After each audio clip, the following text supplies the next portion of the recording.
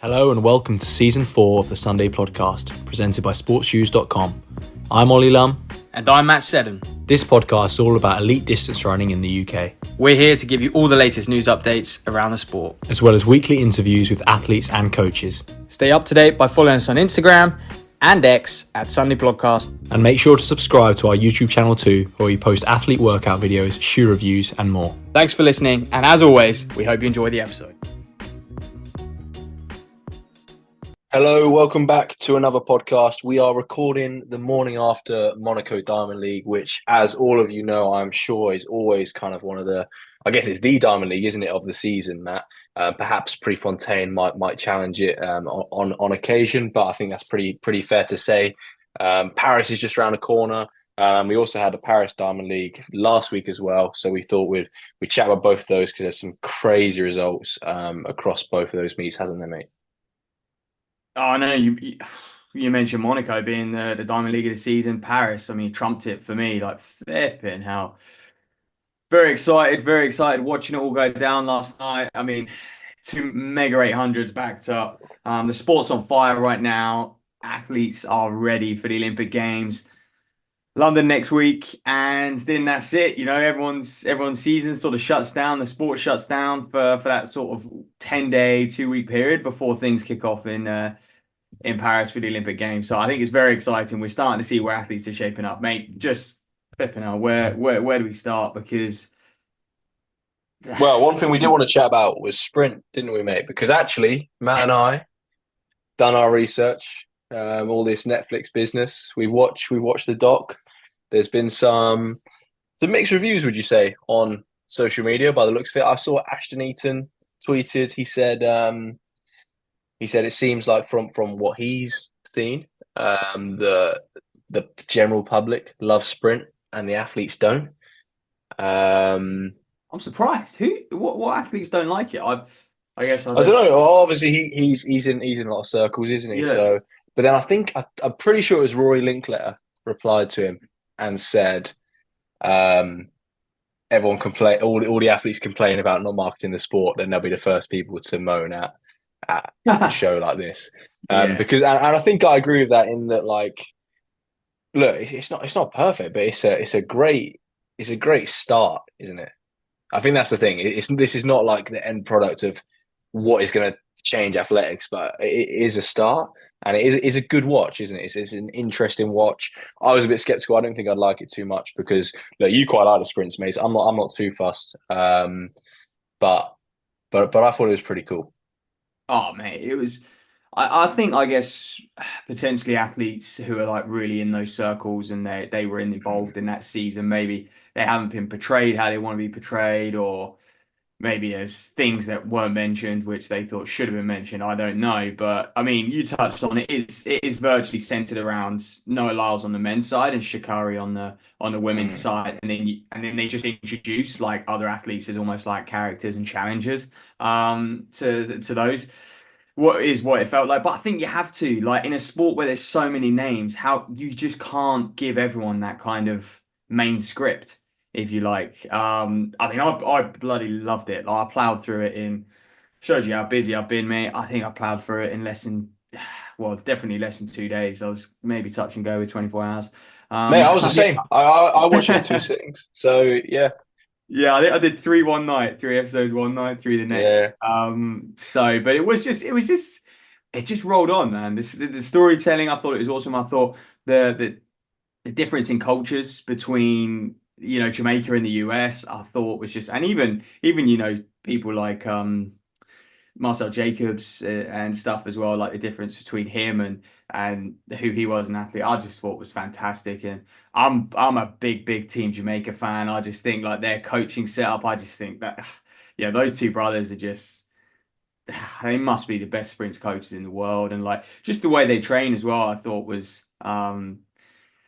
really interesting. You know, they're on the dirt tracks, so they can, you know, when you read up on it, and even like Usain Bolt and stuff, you know, he used to train on a similar surface because they can just get more volume in, and it was, their training looked much more raw and stripped back. Whereas, you know, you pan across to Sha'Carri, she's, you know, in the gym doing crazy stuff, and and on the track, and the coach is very animated and stuff. Whereas the Jamaicans just, mate, Oh, he sat there having a munch, wasn't he? oh man, Just it's inspiring stuff, mate. It's yeah, inspiring stuff. It's such good attention to detail, and yeah, epic series. If you are one of the few who haven't watched it, I think it's been received so well. I mean, I've been talking to people who aren't even involved in the sport, and yeah, they've already been telling me that they've watched it and they've yeah. absolutely loved it, and they're like hyped for the Olympics because they're Team Shikari and stuff.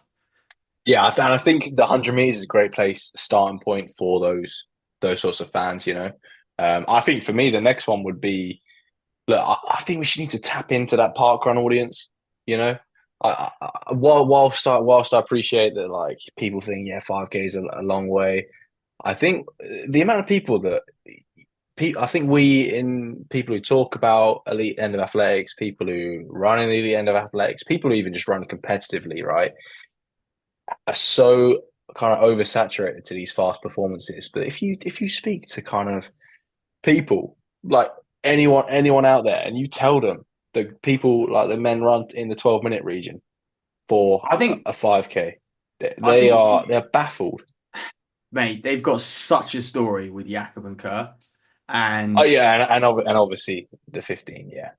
I think that's where you would go. The next, I mean, they're gonna. Mm, What's exciting is actually they're already recording another sprint, which is going to be released, I think, in the autumn. So maybe September, October time, we are going to be spoilt with this Olympic season. But I think the next logical one is just to go straight to the men's 1500 and the women's 1500, because those storylines, like when you look at what Kipyegon's doing in the 1500 right now, and even like names like Jess Holt, like serious challengers. We'll get on to her in the Olympic Games in a bit, but and then obviously you've got Kerr, you've got Jakob, and you've got Jakob and all those challenges as well.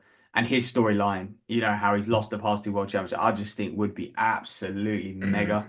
And again, you've got Yeah, the absolutely. contrast and so mate, I mean, look, it's like I said, what 2.5 million people have watched it already. It's top 10 in the world globally on Netflix. Hopefully it just keeps going one way and more people get invested. But you're right, yeah. How do we maybe attract even more people? Yeah. Um, One thing so I didn't like about it, my one bugbear I had with it was not just showing the 100 meters race as like a whole race. yeah, there's probably some Because sort of rights issues that they can't do that, yeah, I possibly think. you might be right, but it seemed Um, like they could pretty much show everything, but it had to be like some weird edit going back and forwards. And I get filling the suspense, but I'm like, yeah. the hundreds an event where you can actually just watch the whole race, and Oh they could have yeah, like and tapped take into it that, in. and then showed Yeah. some replays of like different aspects of it, or showed it in full at the Might end be a rights rather than issue, or just like you said, yeah. they might have just, yeah, they just rather chop together a nice edit because they had people talk over it, didn't they? Like when they talk Mm. about the start and stuff. So, yeah, it was, yeah. But mate, 10 out of 10. And when we compare it to, I mean, I've tried watching Full Swing and the tennis version, and I quickly got bored. The only one that I really rated was the cycling. But then again, I try to watch the Tour de France. It's way too lengthy. I'll catch up highlights. So, yeah, out of like all the That's how they ones that feel have, about athletics, mate. no, not at all. Um, if we didn't have the pauses in athletics, the 15-minute breaks every 5 minutes. Oh, that's what I mean. But yeah, Yeah, yeah, but still, you compare it to bloody Tour de France, and mm. I mean, people still tell me it's the greatest race ever, and I think like the challenge is, but God, who actually can watch 3 hours of that and wait for a sprint finish? It's like, yeah, I've I tried. think it's the same. It's exactly the same as the fact that we can sit and watch a marathon, right? Um, except cycling, you're getting a more exciting finish than a marathon. I think you can guarantee that every time. Yeah, I think marathon running, you have to have. yeah, decent It comparison. requires so much knowledge of like split times Yeah. and the people running to be able to appreciate what's going on in the race. Well, I feel like. at least in a marathon, like when people pull away and they break one another and people pop, like there are changes in the race. Whereas I feel like in cycling, if you break away, they'll catch you. And they just catch you. And I just always feel like they could just fast forward to literally the last 10K. But I know what you're saying, but I think for cycling fans anyway. oh, they Oh, love it. Yeah. It's I more just the maybe it's always the what if because it's like and we see it in athletics occasionally. I think about and Tanaka obviously raced last night when she did it last season maybe or like when they go away and you think oh they're gonna get reeled back in, but then they don't. It's the what if like maybe this is the yeah. one time the breakaway Uh, goes away, you know. So yeah. I think yeah, I just think they do such a good job putting that Unchained Tour de France sprint equivalent on Netflix and they make it look so good. And obviously, and I think you're right. I just need to know way, way, way, way more about the sport to fully appreciate the Tour de France, and I'm just not yet there yet. But that's fine because I'll save that for my 40s. Um, not long now, mate. yeah. Let's go, buddy. Let's Monaco because let's start there. Start with the man Jakob Ingebrigtsen. Obviously, Josh Kerr would have watched this one. I was very, very impressed. He looked, hey, on the start line, they had that close up of him and he's like puffing the cheeks out. Don't usually get it like that up close, like just focus pure on him for like the 30 seconds before the race. And Mm. like I said, he's puffing his cheeks, he's deep breathing. He almost looked like a bit nervous, but I think he just knew what was coming tonight and he kind of knew he was going to get after it. And then he did. He went off. He was on the inside, so he had to go off hard that first 100. And usually we kind of see him do his drift round that whole first 200. There was none of that. He was really pushing the pacemakers. He just looked, mate, on it. And to think about how good this man is, how dominant he is, and he's just run a PB. I think that's first time under 327.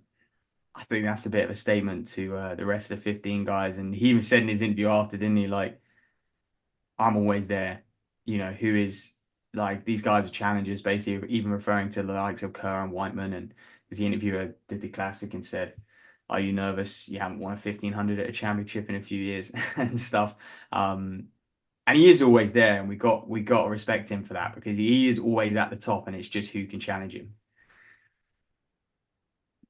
Yeah, look, in terms of the run last night, I thought he was supreme, looked brilliant. Jakob back to his best, which I'm glad about because I think going into the season, I think I'm sure a lot of people will probably agree with me here that I was a bit worried that Jakob was going to be not at his best, and then that the race is then going into the Olympics is then a bit Yeah. like tainted because if Kerr wins, but we've not been seeing the Jakob of old, everyone's like, oh yeah, well, it wasn't really Jakob. He had that injury. Whereas Mm. now, I think no one can make that argument. Like you say, he's just PB'd. Jakob's clearly in the shape of his life. So we will see. I what about the I'm always hearing the challenging thing. It it's it's his decision to do all those races though, in terms of like always being the one at winning diamond leagues. Mm. You know, that is his decision. So at the moment, the way the sport is, there is no requirement to be doing all of these No, and no, being all, you know. I think he was referring to the fact that he's always shooting for gold. He always comes into the championship as number one. Even though I for don't think he me, is number one. I still no, don't think he's number one.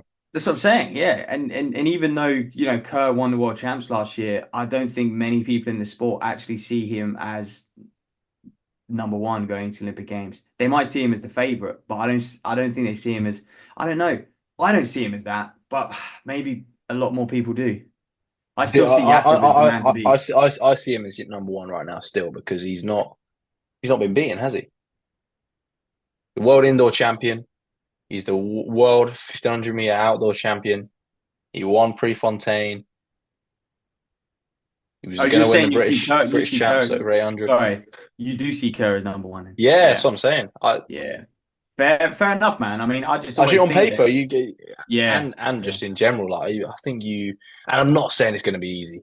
I'm not saying I think nah, I do think he's going to win again, but I, yeah, I just think that should be taken more seriously than what Jakob did last night.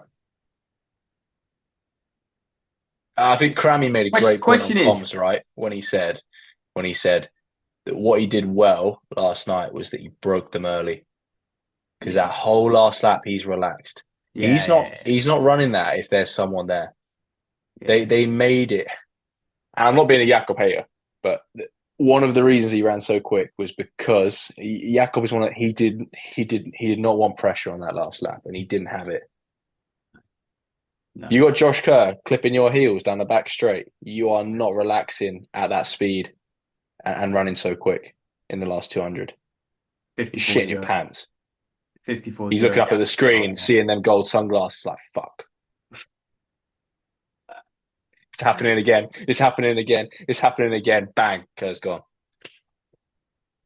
see, yeah. I mean, the question is, if they race last night, who wins that race? Well, And you're right. He didn't have someone there for company, and I think Kerr in pre obviously went to the front with 600 to go, and like he was like, I'm gonna basically do a Jakob on Jakob, play you at your own game, and I think there will be a point in that race where if Kerr is ballsy enough, he can maybe get in front and kind of dictate that last lap. Because you know that when Kerr's in front, Jakob isn't going to try and attack him with 400 to go or 300 to go. These men are just moving too fast these days. I think that's the problem. And you look further down the field, they're all just redlining. They can't make moves. I saw Nagus with 200 to go. He's trying to get round Chariot. He's moved into lane two. He's battling to get round Chariot. He can't. Ends up coming fourth. And not to say he ends up fading, but he was looking like, okay, this is setting up nicely for Nagus. He's just going to file in behind. He's going to get second in this race, and he's maybe going to run a 328. But I think that cost him a little bit, that battle, and all these men. I think even Gawley was saying, when you're in the pack, and like he had to move around quite a few men throughout the race, despite this little trip and Laros unfortunately falling down. It would have been exciting to see what he could do, but yeah, these guys are just on the absolute limit, aren't they? So if there is a time Kirk can get in front, yeah, Jakob's probably not going to be able to make a move until it is that final home straight. But likewise, if Jakob runs like that, like I said, the question is, could Kerr have done what Jakob done? Could Kerr have run 326 last night? Win or no win? I don't know. Maybe he'll be very confident he could have done. But yeah, I think that's the thing. I think if you asked him, and I'm not just talking about what his response would be, I'm talking about his belief. I think he'd tell you 100% he could. easy. Definitely. Um, Definitely. But my thing is right. You Jakob's not going to run 326 in the Olympics. man, I think it's 3 weeks away, and I think he'll get better from here. Yeah, fine, but that's still after 3 rounds. That's still 328, 329.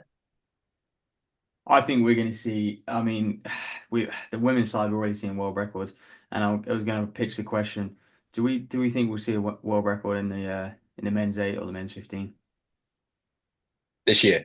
in Paris? No, Maybe this year. Don't I think don't we'll see think any so. world records. What about women's 15? You reckon Kipyegon's going to go 340, 348? Oh God, God, chuck her in a BMC Grand Prix, man.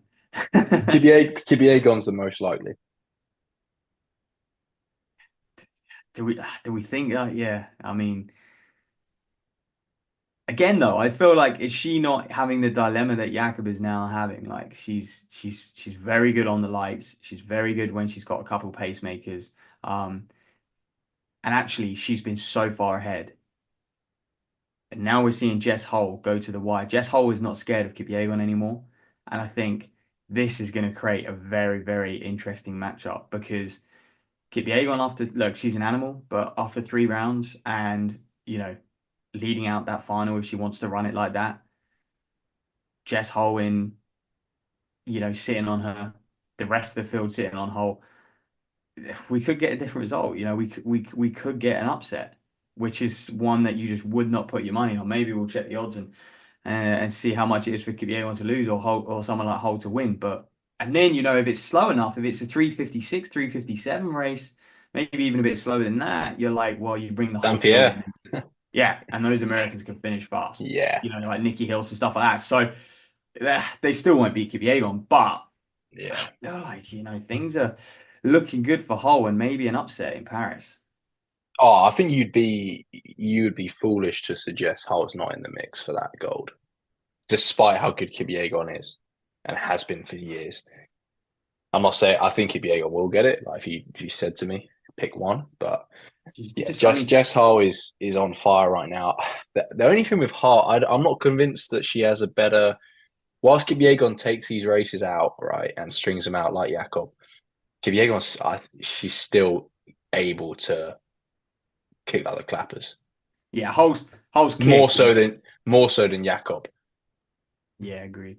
Agreed. I mean, yeah, agreed. I mean, she flipping runs the last 800 in 2 minutes. Do you know what I mean? So But I mean, Hull's only run 159.99 for an 800. mm, Like I mean, she's just not that quick. And yeah, she doesn't have a lightning quick. Missed out on a medal at World Indoors, that sort of thing. So, um, but yeah, that's where in the but men's side, right? That's where like someone like Cole Hocker, he's built different to the rest of those oh, guys. yeah, Like you talk about Nagoose, maxed out, Ferrier, maxed out. The only two, probably Kerr and Hocker, are the ones that you're like, actually, yeah, they could really, have something. yeah, they Yeah. offer something else. So So mate, let's wrap up that 1500. Obviously, yeah, Jakob just for me that's 10 out of 10 performance. That's the best we've ever seen of him. You can't argue with yeah, that. He ran at yeah. lifetime best as well. Chariot and Coleman, those guys looking good, 328. Nagoose struggling. I just think as well with Nagoose, it wasn't struggling around 329, but fourth in a race where you are missing a few key players as well. I think that's fatigue off the American champs, man, and I think we're going to get that with a lot of a lot of athletes. You see, and Noah Lyle's not doing the 200 last night and stuff. The Americans just went hard at their US champs. They always do, and they have a lot to race for. And I think there is a little bit of fatigue there, so he'll probably With freshen up. Nagoose as But well, mate. I just think not just from the champs, mate. He races all the time. Every kind of like decent looking 15 or mile all year round. You can yeah, almost like bank on Nagoose being on that start line. he does get involved. Yeah, and I wonder if he's going to be in London next week because Ollie Hoare's going to be racing in London. I presume the Goose is going to be racing. The start list aren't out yet. But there's the mile in London. I think there's going to be another really strong field there. So he'll probably be doing that as well. Mm, But yeah, I mean, strong and they, usual Monaco, they filed in behind sort of that 331, 330 range. Down to 335 and Giles unfortunately 340. Had a tough run out. But other results from Monaco, mate. Let's move straight on to that men's 800. I already said, will we see a world record this year? You say no. You say no one's going to break Radisha's 140.91, but we've got three or four men who've already run 141 this season, and that Olympic final could be electric as long as someone takes it out quick enough. This yeah, was I a don't think they this do. was a slightly Monaco was a slightly more measured race than Paris. I thought like they went off even harder in Paris. There was less. I was super impressed because there were quite a few positional changes. Even when you look at like Patterson's race, like he got he sort of was losing ground at sort of 250, 200 to go. Then he comes wide on the home straight and the guy runs 142.27. He was not on the rail the whole way. You It's say that like, what I thought Ben Patterson did really well last night, and I have only watched it once, so I haven't like watched it back or anything like that. But like, I thought anyway that he did really well at whilst he wasn't like hugging lane one, making sure that he didn't get caught up in the back and forward. So whilst he might have been moving back and forward, he looked like he was moving pretty smoothly the whole way. And I think yeah, that is the key trying to run a fast 800 meters. Like there were times when he was getting detached from the group, but it was because they were like cutting in front of each other and putting a surge in or getting shot back, for example. Whereas actually it looked like he had a pretty smooth run, which is just smart racing from him. I think it helps when everyone's moving quick as well. So like Mm, everyone's just like I said, it's a bit like the men's 15. They just pedal to the metal. So yeah, no one's like, and what's crazy is like no one really blew up. Like you're right, Patterson didn't get stuck behind anyone that was kind of going backwards as such, except Arup on the home straight, and it's fine to drift wide into lane 2, 3 there. But huge run for him, man. And God, to think we were a little bit concerned about maybe him at the start of the season, just going like, when's he going to find his feet? And mate, Dave, you've absolutely nailed it. So's Patterson. He's got a new podcast, by the way. You've got to go. Boy, did the boy go last night. So go give that a listen. But yeah, he's perfected his season. Like, and he's going to peak at the right time. Well, he's already peaking, but he's still got 3 weeks to kind of hold it and get quicker, and I'm sure he will. And he's a good racer as well. So I guess the one nervous thing for him is you're like, okay, I was fifth, and you know, I beat A Rock, which is a massive confidence booster. He's one of the big players. You've got like Crestan as well, the Belgium and stuff. But yeah, you're like potentially you want to be coming slightly higher up to show you can do it in the championship. But then again, no paces. That's it, and it's not the championship yet. This is the whereas what he has got is he's got the time. I think for Ben Patterson, like if you're him, you don't worry too much about where you came in that race. In the same way, he didn't worry about where he'd be finishing in his races before British champs. So true. He just went into it knowing he's going to win British champs.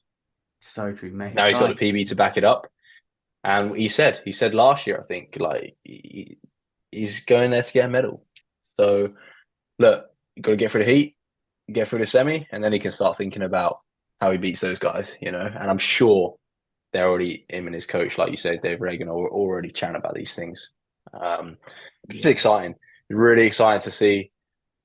We haven't It's best. seen, It's good yeah, because I just feel like the 800. I mean, it's funny because I think there's two sides of the coin here, and there's some going, this is mental. How are these guys running 141? Three of them in Paris, and it's Sajati backs it up in Monaco, and a load more. Atui runs 142.04, and crazy, crazy stuff. But I think 800 has been weak for a few years. Like, there's no way 144, 143, it should be world class. Like, we've seen Diamond League after Diamond League one in 143, and the 800 is one of these events where I think it does go a bit hot and cold. And like, if no one's run 141 for a few years, everyone just almost sort of settles at 143, and everyone's kind of fighting to become the best, and they've only got around 143 to do that.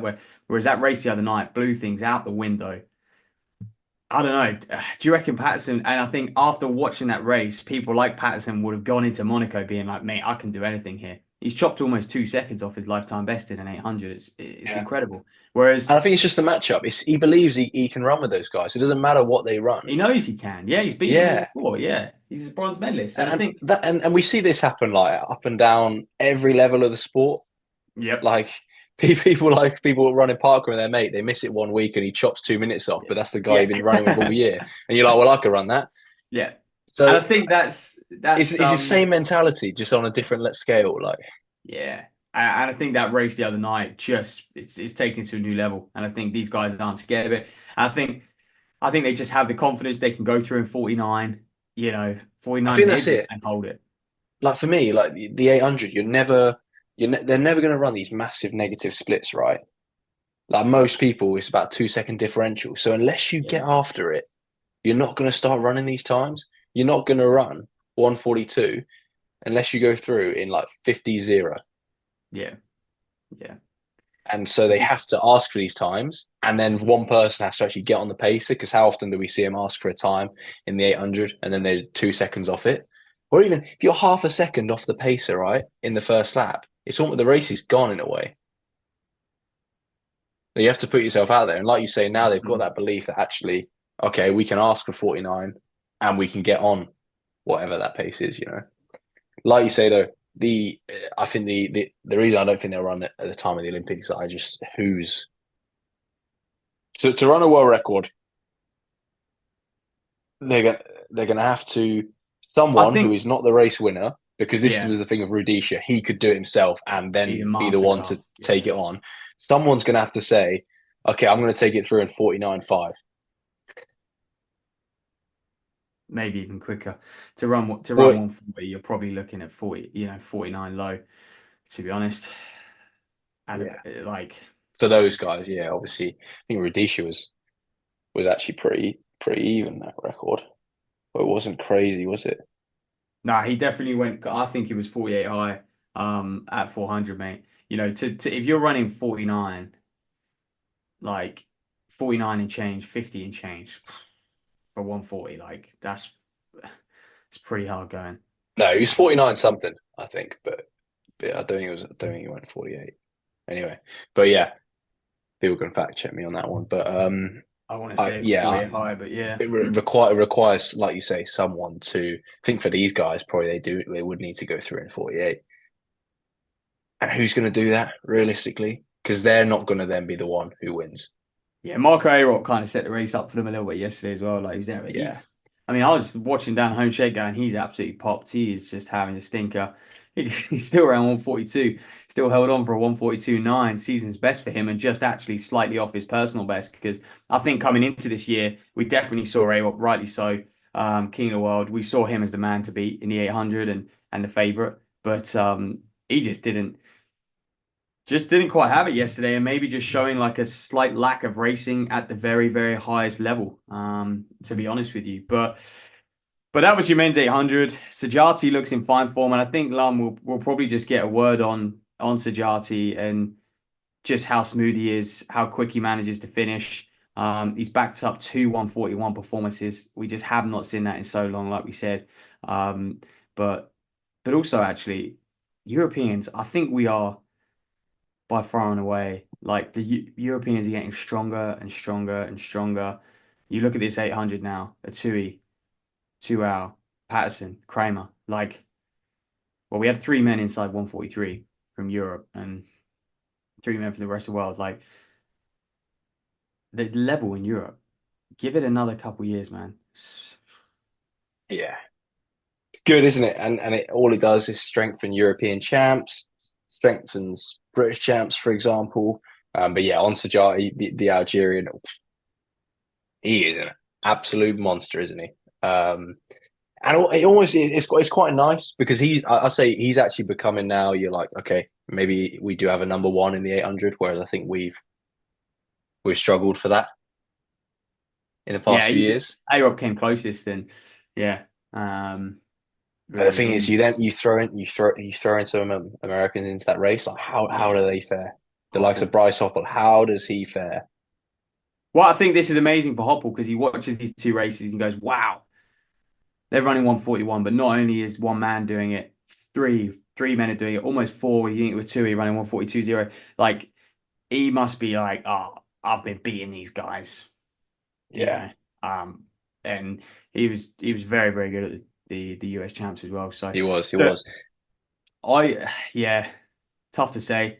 Will the world record go in the men's 800? I think you're right. Potentially, it's unlikely. I'm not sure anyone is quite as ballsy as Rudisha, and I don't think anyone's got the level to be the one to take up the 800 and actually go on to win the race. Yeah, Sajati's the man, but he's done it with help. Um, and so I'm like, I'm not sure he's got the ability to go around 140. We'll see. We'll see. Yeah, there we go then. So that was the men's 15, men's 8 were just on fire. We had that women's 2000. I mean, Jess Hull again, 519. We won't talk too much about 2000. I mean, bottom line is crazy run. To be sort of, you know, lapping inside 64s is just ridiculous. She ran a sub 4 1500 en route to that. Melissa Courtney Bryant, 526, massive run for her as well after missing out in the Olympics. She seems to have gone strength to strength. Stuffed Hassan midweek, by the way, as well, and Hengelo. So she's running very well. But yeah, that was the women's 2000, obviously, like not too much airtime just because not that many big names did it, and it's a 2000 meter race. Um, yeah. It was women's impressive five, though, wasn't it, at the front? Also, sorry, just to go back to that 800, 49.28. Rudisha went through it for his world record. Rhodesia split. Wow. That is very good. I remember the third 200 just being mesmerizing when Rudisha ran that as well. Yeah. Like his So third 200 was almost like his first 200. It was just off the charts. Rudisha's differential was 2.35, whereas then you had Kaki down at 4.46 differential because he went through in 49.43. Um, and I that's remember, of course the race where Asagi was one of Asagi and Simmons only guys who went outside 50 for the first lap. The Simmons went 50.44, then obviously closed up in 142.95. Asagi 51.8, and then was 143.77. But this is like at the time, 8 men ran 143 or quicker, and that was like the fastest race in history. We had 10 do that last Mm. night, and the I just think it's on. because they string it out less than Rudisha. It's so quick, but it's still closer till the last 100. Whereas Rudisha just Yeah, ruining those guys previously. So yeah, like you were saying about Yaka breaking men, Rudisha was definitely cocky in a man. They got yeah, broken big time in that race. But but mate, I remember when but we were yeah, in uni, you did a study on it, didn't you? In uni, mate, we were that's where I got it up from. no, I was like, I know I've got it on my laptop.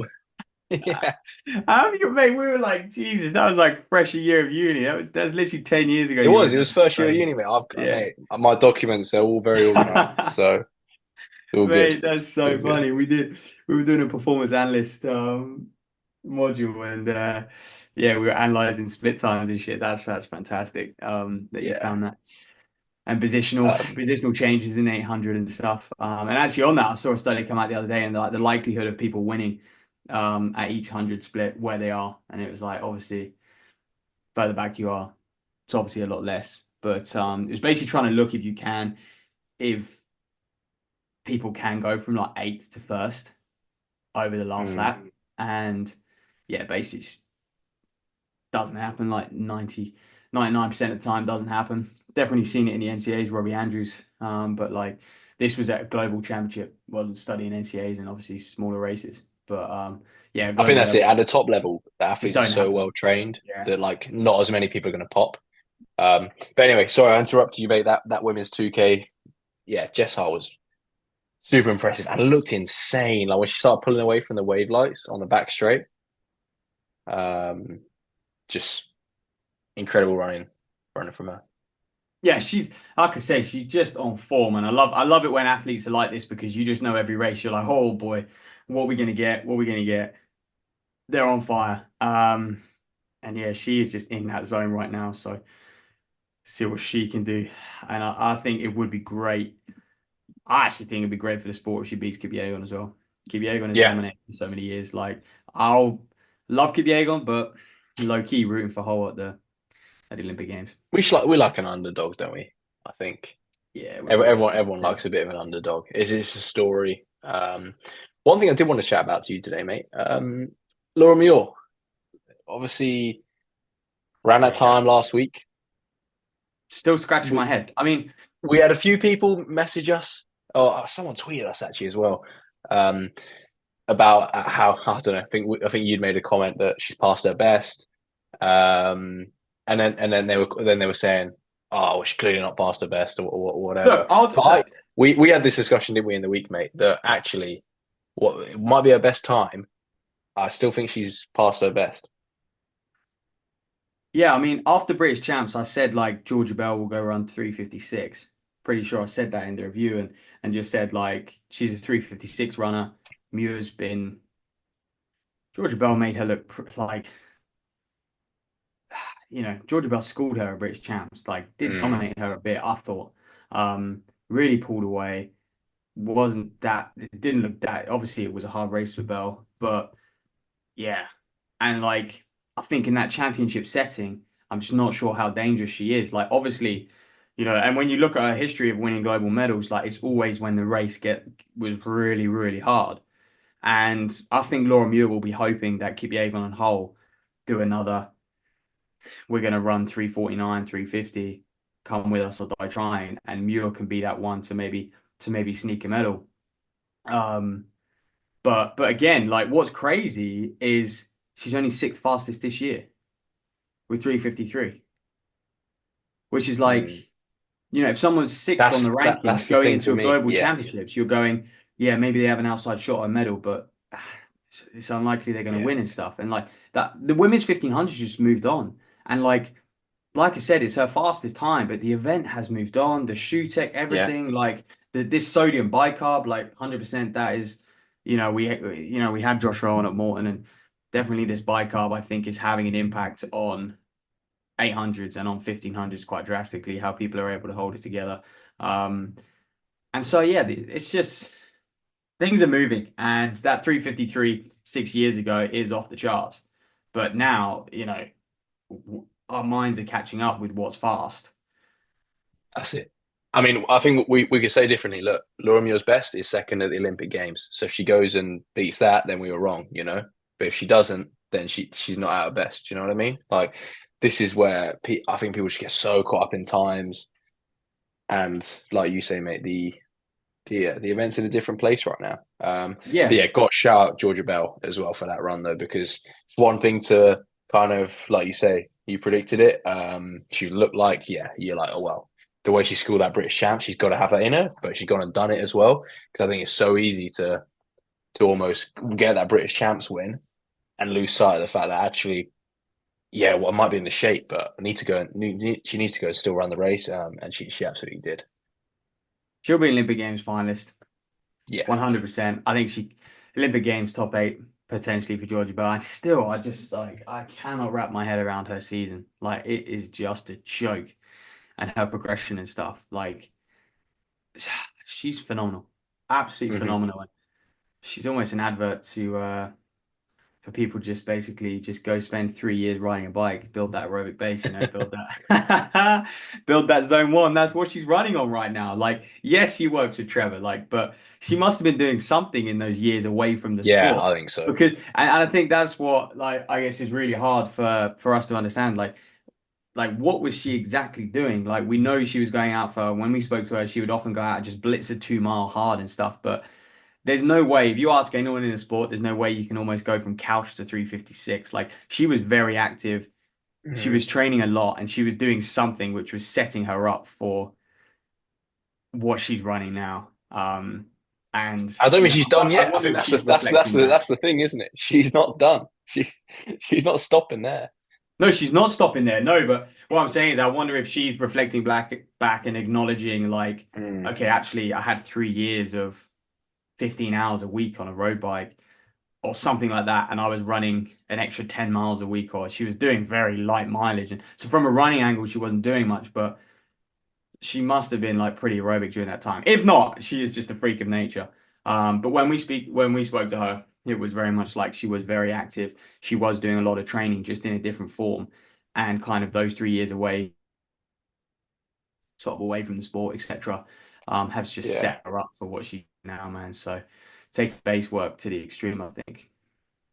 yeah, and I think as we said on the pod before, like you mentioned Trevor Painter, Jenny Meadows, Keely's kind of group.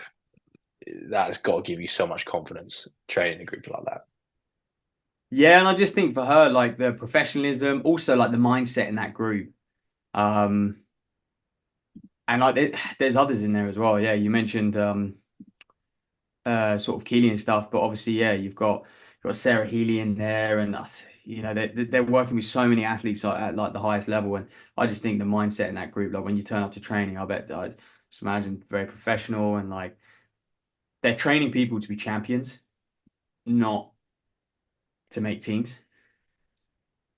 Yeah, absolutely. And I just think like Um, when you're surrounded by that, it's gonna take you up a level. Definitely. Right. Any more races we've missed, mate? I'm trying to think.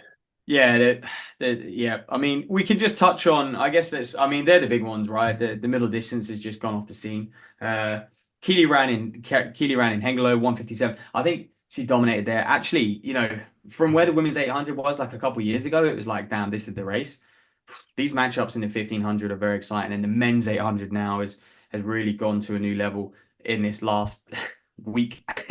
Um, and yeah, I just feel like Keely is just such a heavy favorite for me going into this.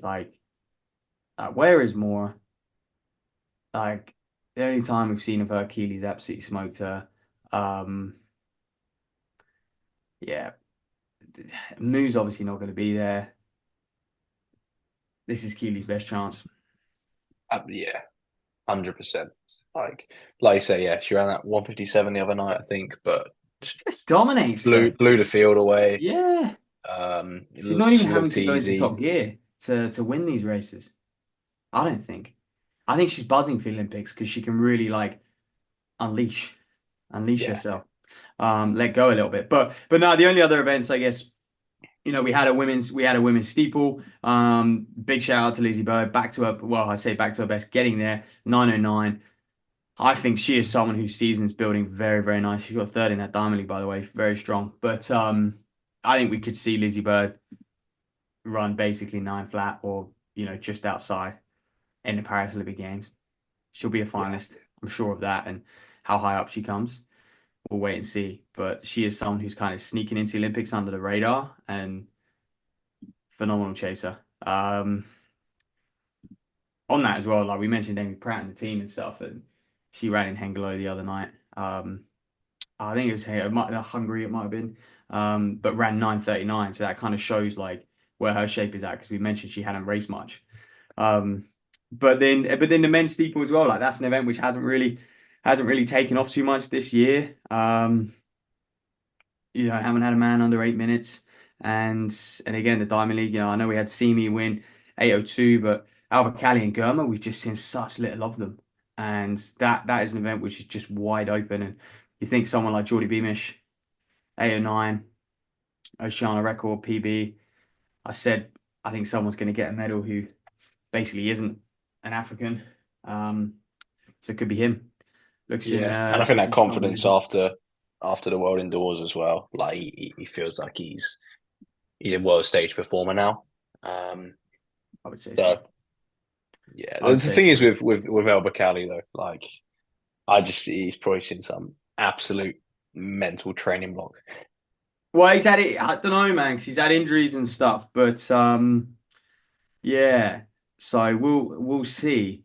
And obviously, like he would have been. I definitely think he would have been racing if he could have. So a little bit worried for the boy. But I think it'll be an exciting matchup because I think it'll be wide open. But hey, uh, yeah, that is pretty much it from like a Diamond League angle. Obviously, London is this coming week, this Saturday. Is it Saturday, 20th of July. When's that, Lon? Yeah, Saturday Yeah, I think afternoon. so. And again, like on London, we can't talk about who's doing it yet, but we got the Elmsey Car Mile, we got the women's 800.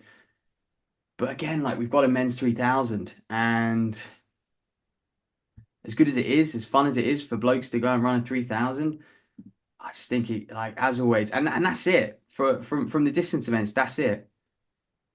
So like as a Brit who is on the cusp of like trying to make teams like we saw Hannah Nuttall in Monaco last night. Obviously, it's going to be a hard race to go off hard. She's had the emotional up and down of winning the trials, almost hitting the time, and all of that to contend with, and probably appealed and all of that. So struggled, but like if you could set up maybe more of a domestic 5K, more of a kind of European 5K, I guess, in London Diamond League. Doesn't have to be a Diamond League event, obviously, Uh, for people like Nuttall to go because obviously the window for Worlds is now open as well for well, Tokyo in isn't that 2020. where Megan Keith last year Yeah, it's where ran a Megan time? Keith did it. Like it's Yeah, where all those 800 lads like Patterson, what's it like? People like Bergin and all of those guys. They had the freedom of coming into this year, not having to race. They all nailed the 800 standard. The 1500 standards were nailed. Like everyone, typically people run fast, and it's a shame because yeah, Diamond Leagues, like you said, they're very and if we could put on more, you know, we've got 400 national men, we've got 400 national women, like we've got 4x1s, we've got wheelchair races, like we've got kids races at 12 o'clock, which is brilliant, by the way, some kids relays, but because to give them the opportunity to compete in front of a 50,000 seat stadium, amazing. But could we not have had, men's steeple, women's steeple, 5K? It's that three. I mean, the 3K is a Diamond League, so it's hard, but I think frustrating for kind of British distance runners because London would be one, an amazing place for them to compete, two, an amazing place for them to try and get the standard, which just yeah, they're not yeah. gonna not gonna get that opportunity. So and Sorry, mate, you just reminded me of my favourite bit of sprint with was Noah Lyle's mum wearing a West Ham jacket that I think oh she just got from yeah, she just got from the shop yeah, she did. by the warm up track. That was actually Yeah, making me crease as well, man. unreal, unreal. But sorry.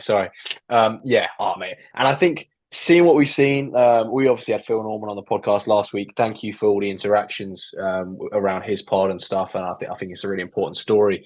So listen to it if you haven't. But if I think if British Athletics could turn around and say, well, we put on this national 5K and we put on this national 3,000 meter steeplechase that was set up to run the time we asked you to run.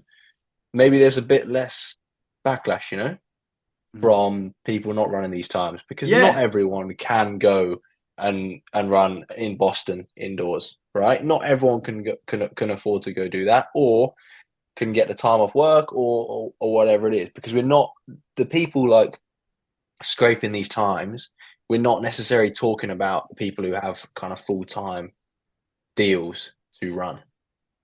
exactly, exactly. So You think about points and stuff like that. But yeah, yeah, there's not enough high caliber meets in the UK, and that would be an awesome one. Be so easy, just like it would be so easy for them to do. just tap into it and just literally just set up for those times for Tokyo next year. Everyone's just had British champs. You should be, and I know not everyone always is. You should be in pretty decent shape at this time of year, especially if they know it's coming as well. If you know actually every year I've got British champs, and then the London Diamond League, I'm going to get a shot to run X standard for Yeah, the year watch us see. after. There'll be loads of guys running a fast 3,000, and they'll probably be wishing, damn, wish it was a 5,000. But hey, that's Yeah, that. On the 5,000, we had obviously Morton Games last night as well. Going on at the same time as Diamond League. Had some pretty fast times out there. Nick Griggs, bloody hell, he's just got about every junior Irish record there is. National under 23 record, 13-13 from him, huge. He was second in that race, by the way. Kenyan Langat won it. Our boy Charlie Wheeler, 13-20. Zach Mohammed, 13-24. Feel like a sort of deja vu from, I think they raced in Spain in April, and pretty much that was their times as well. So Wheeler just another 13-20 clocking for him. And yeah, three that this was that year. was it from like a British perspective in the 5,000. Yeah, then women's 800, we had only a couple of Brits in there. Hannah Seagrave 2-1, Abby Ives 2-2, won by McKenna Keegan 159.82 in that. So yeah, pretty strong field. Women's 15 as well. Shannon Flockhart, someone we should be taking note of. 404. So nice run from her. She took the win. Always good to see a Brit take the win over at the Morton Games. So the Brit running well, bouncing off of the British champs, and then that men's mile.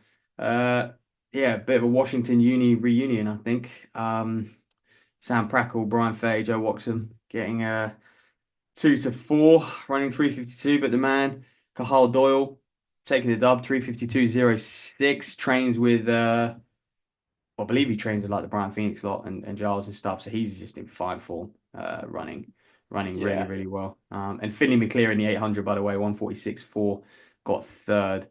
So, yeah, backing up. Bit of a third place specialist, isn't he, after British champs and few thirds at NCAs and stuff. Years gone by, but yeah, that was Morton Games. Obviously, yeah, high class fields as always, and yeah, obviously, I guess that 5K a bit of a standout. Seeing Nick Griggs 13-13, very, very, very impressive. I don't know what the weather was like there. Gee, mate, let's have a look at the sprints. What was the wind? It was actually 0.4, point 4, so that's looks pretty good good. Looks weather. good. Yeah, you obviously mentioned Brian Fay there. He's off to the Olympics in the 5K. Yeah, For Ireland, had him on the podcast for a lot of time for him. So yeah, it's cool. But that pretty much wraps up. We've had loads of good races. We've been spoiled, and as we mentioned at the start, it's probably going to quiet down a bit now going into the Olympics. So we will have a think as well about content for you guys going into it because I think that's something that we love doing. We love chatting about those Olympic races. We'll get some predictions going for that. Um, so yeah, that'll be a bit probably similar format to British Champs, maybe, won't it? But just very hard to call um, for those. But we yeah. will have a go. So yeah, that wraps us up. Thanks for listening, and we'll catch you very soon.